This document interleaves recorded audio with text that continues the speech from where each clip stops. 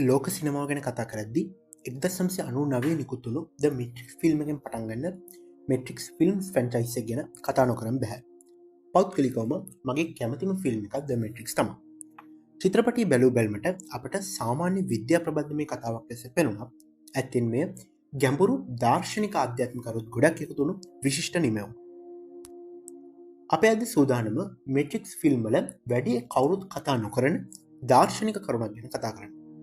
මුලින්ම කියන්න කැමති රාමෝ channel එකේ මෙට්‍රික් ෆිල්ම්ස් ගැන අති විශිෂ්ට විවරණයක් සිංහලෙන් එකතු කරලා තිබුණා.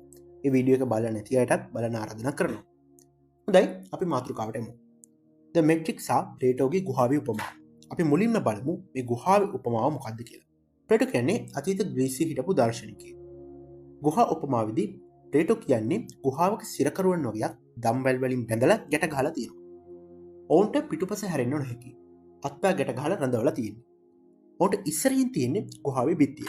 ඒ වගේම ඔවුන්ට පිටුපසින් තවත් බිත්තියක් තියෙනවා. ඒ බිත්තියෙන් එහා පැත්තේ තවත් මිනිස්සු වගේක් ඉන්නවා රූකඩ වගේ දේවල් එක්ක. ඒ පැත්තෙම ඉහළින් ගිනි මැලයක් නොනවත්වා දැල්වෙනවා. ඔන්න දැන් මේ රූකඩත් එක්ක ඉන්න මිනිස්සු අර ගිනි මැලේ ඉස්සරහින් රූකඩ ගෙනියනවා. ඒ වගේ සෙවණෙලි ගුහා බිත්තියට වැටෙනවා. හැබැයි අර සිරකරුවන්ට පිටුපස තියෙන බිත්තිය නිසා අර රූකඩ ගෙනියන මිනිස්සුන්ගේ සෙවණෙලි පේන්නේ නැහැ.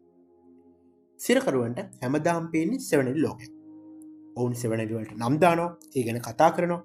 සිරකරුව හැමෝම යථාර්ථය කියලා විශ්වාස කරන්නේ සෙවණෙලි ලෝකේ. දැන් ඔන්න අපි එක් සිරකරුවෙක්ගේ දම්වැල් නිදහස් කරලා එළියට යවනවා. අඳුරටම කුරු වෙලා හිටපු ඉරකාරයාට දැන් ඉරු එළියට මුහුණ දෙන්න බෑ. ඔහු ටිකෙන් ටික හුරු වෙනවා. මුලින්ම අද එළියේ ලෝකෙ දිහා බලනවා. ඊට පස්සේ ඉරු එළිය යටතේ ලෝකෙ දිහා බලනවා. අවසානයේ සූර්යාව දකිනවා. ඉරකරුවා තේරුම් ගන්නවා ඇත්ත ලෝකයේ තියෙන්නේ ගුහාවෙන් පිටත බව. ඉතින් එයා ඒ දේ ගැන ගුහාව ඇතුළේ ඉන්න අනිත් අයටත් කියන්න යනවා. ඒත් අවාසනාවකට අනිත් හිර වෙලා ඉන්න අය ඔහුව විශ්වාස කරන්නේ නැහැ. ඔවුන් ඔහුට hina වෙනවා. ඔහුගේ කතාව විකාරයක් විදිහට සැලකනවා. සමහර විට ඔවුන් හිතනවා ඔහුට පිස්සු කියලා. ඔවුන් ඔහුගේ කතාව භයානක දෙයක් විදිහට දකිනවා. සමහර වෙලාවට ඔවුන් ඔහුට තර්ජනය කරනවා. එහෙමත් නැත්නම් ඔහුව මරන්න බව උත්සාහ කරනවා. ඉතින් මේ උපමාව අපිට මේ විදිහට විවරණය කරන්න පුළුවන්. ගුහාව මේක නියෝජනය කරන්නේ අපි දකින, අපිට ඇහෙන, අපි ස්පර්ශ කරන මේ භෞතික ලෝකය. ප්ලේටෝ කියන්නේ භෞතික ලෝකයේ ඇති යථාර්ථයේ සෙවණැල්ලක් විතරයි කියලා. සිරකරුවන් මේ අය තමයි සාමාන්‍ය මිනිස්සු. ඔවුන් Tamanගේ සංවේදන වලට රැවටිලා භෞතික ලෝකයේ පේන දේවල්ම ඇත්ත යථාර්ථය කියලා හිතනවා. සත්‍ය පිළිබඳ අවබෝධයක් ඔවුන්ට නැහැ. සෙවණැලි මේවා තමයි අපි සංවේදී ලෝකයේ දකින දේවල්. ඒ කියන්නේ අපේ ඇස් වලට පේන දේවල්. ඒව ඇත්ත යථාර්ථයේ අසම්පූර්ණ පිටපත් විතරයි. ගින්න මේකෙන් නියෝජනය වෙන්නේ අසම්පූර්ණ වූ දැනුම. භෞතික ලෝකයේ තුල යම් අවබෝධයක් ලබා දුන්නත් ඒක සත්‍ය බවට පත් වෙන්නේ නැහැ. සූර්යයා මේ තමයි සත්‍ය සහ අවබෝධය.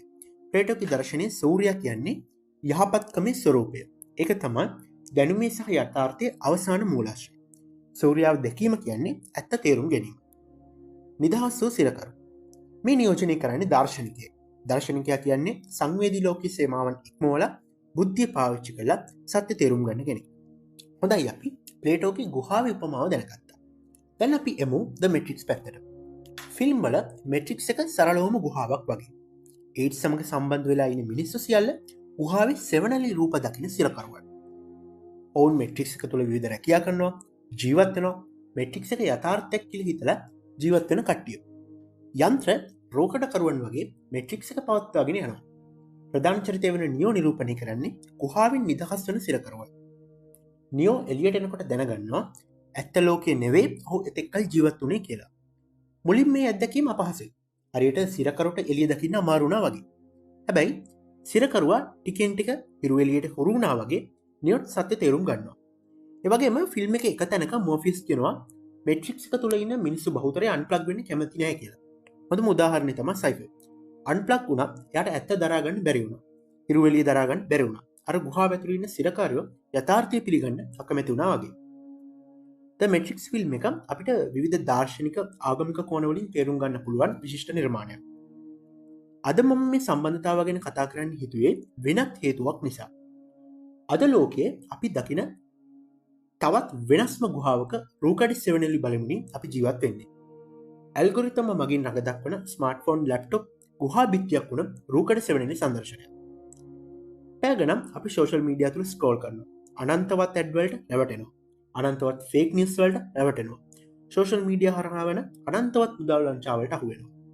සෝෂල් මීඩිය කම්පැනිවල ඇල්ගොරිතම දියුණු කරගන්න ඔබේ මොලේ ඩොපමින් වගබීමක් කරන්න ඉඩ දෙනවා. අපේ සන්දර්භය පාලනය කිරීමෙන් නිදහස ඔවුන්ට දෙනවා. ඔබටත් පුළුවන්නම් ගුහාාවෙන් ඉවත්වන සිරකරුවෙක් වෙන්න. ගුහාාවෙන් ඉවත් වෙලා හිරුවෙලියට යන්න. හිරුවෙලේ ජීවත් වෙන ගමන් ඉඳහිට ගුහාාවටත් ඇවිත් බලන්න. ගුහාාව ඇතුළේ ඉන්න අනික් සිරකරුවන්ට ඇත්ත පැහැදිලි කරන්න උත්සාහ කරන්න. ඒක තම විශිෂ්ටම දේ වෙන්නේ. අපි බුද්ධිමත්ව දැන් කළ යුත්තේ අපිව සිර කරන්න ගුහාවන් රාශියක් තියෙන බව තේරුම් ගැනීම. ඒ වගේම ඒ ගුහාවක් ඇතුළට යනවනම් උත්සාහ කරන්න සිරකරුවෙක් විදිහට නැතුව ගුහාව වෙන සිදුවීම් නිරීක්ෂණය කරන්න අපු නිරීක්ෂකයෙක් විදිහට ඇතුල් වෙන්න.